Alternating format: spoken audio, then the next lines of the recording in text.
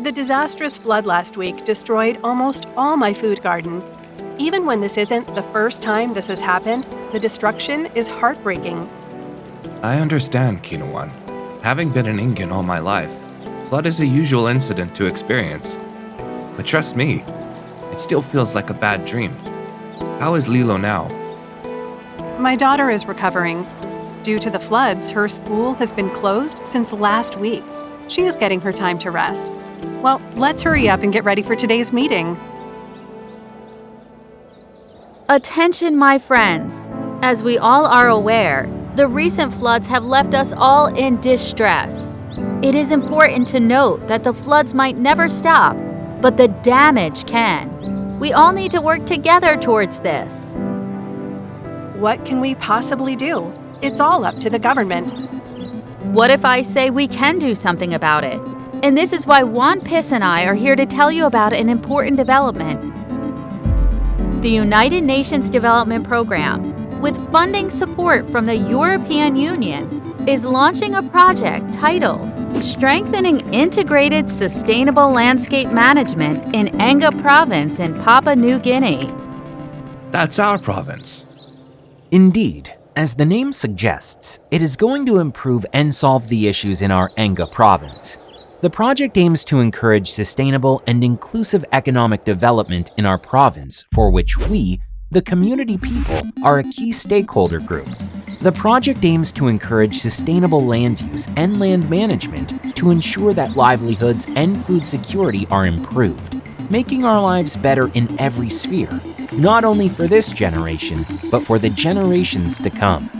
Is it all going to be us community people, or are there other stakeholders as well? I would like you all to pay attention to what I am going to explain about the key stakeholders and who will be involved and engaged in this project. It's important to know that the process of engaging the stakeholders is led by the United Nations Development Program, the Climate Change and Development Authority, the Conservation and Environment Protection Authority, and Enga provincial government. All the key stakeholders will be informed about the project implementation at every relevant step. They will be engaged in consultative processes. They will contribute their share, depending on the sector they belong to. May I interrupt? So what role will each of the stakeholders play in this project? Very good question, Kinawan. This is what I am going to talk about. So let's learn about these stakeholders in more detail. The first group is small-scale farmers. Farmers groups, cooperatives, and associations are the key stakeholders of this group. Apart from their daily life struggles, they are often also the people who have to bear with any environmental, social, and economic downfalls. In this regard, the project aims to work with the farmers to maximize productivity, incomes, and to improve socio-economic conditions for male and female farmers. The second is the entrepreneurs. Entrepreneurs play an important role in running activities in various sectors at the local level. Indeed, they are one of the key players contributing to the local sustainable agribusiness development, pushing for innovation in products, processes, and business models. Thereby, they will create better employment opportunities, improve the health and wealth of the area. They are among the direct beneficiaries of an improved business environment. Through this project, local entrepreneurs and particularly women will be supported to ensure their participation and direct benefit from the project. Moreover, the project will connect the farmers as producers with the entrepreneurs as traders, so they can access domestic and international markets, which can result in higher financial returns for both farmers and entrepreneurs. That was insightful. I need to convey this to Nileng, my cousin from Copium. She has recently started an eco-friendly startup business. She would be glad to know about these opportunities as a woman entrepreneur. That's great to know, Kinawan. Women, as stakeholders, play an instrumental role in taking many key decisions in the agricultural landscape. So here's to all the women and young people. We need to be a part of this big change. In what ways can we become change makers? And how is this project going to take care of our needs? Rural women play a very important role in subsistence food production, agricultural value chains, and rural livelihoods. They sell their surplus produce, generally at local markets, to generate income for their families. They also involve themselves in various sub-enterprise activities. But women and youth still face a lot of issues at various levels of society, like limited representation of women and youth in key decision roles, gaps in access and levels of schooling, poor access to healthcare, thereby often resulting in high levels of death during childbirth.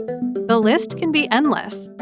Well, where there is a problem, there always comes a solution. To address many of the challenges with regard to gender, this project will give special focus on women and youth representations at various stages of the project.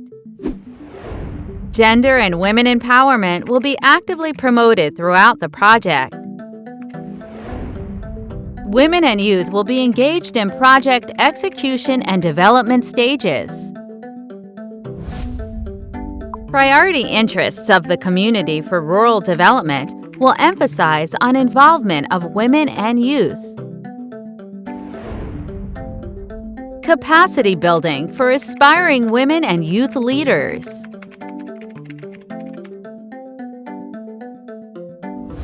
All relevant implementing activities, monitoring and evaluation process to ensure equal participation.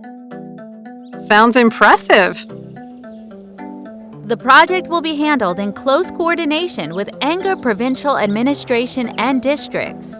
This way, relevant stakeholders at the provincial and district levels will be actively engaged in the project implementation.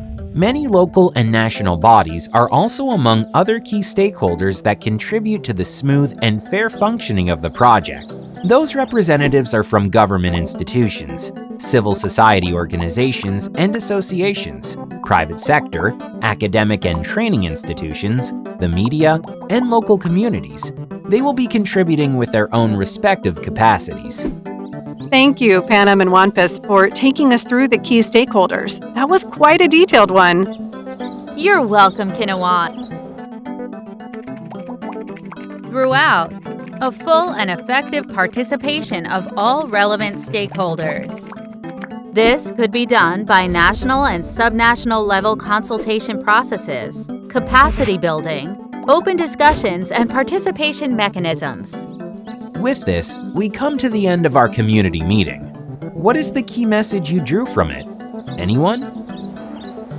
I think a strong engagement at community level and in-depth consultation at both provincial and national levels will make Enga the province it deserves to be: healthy, informed, sustainable, and self-reliant.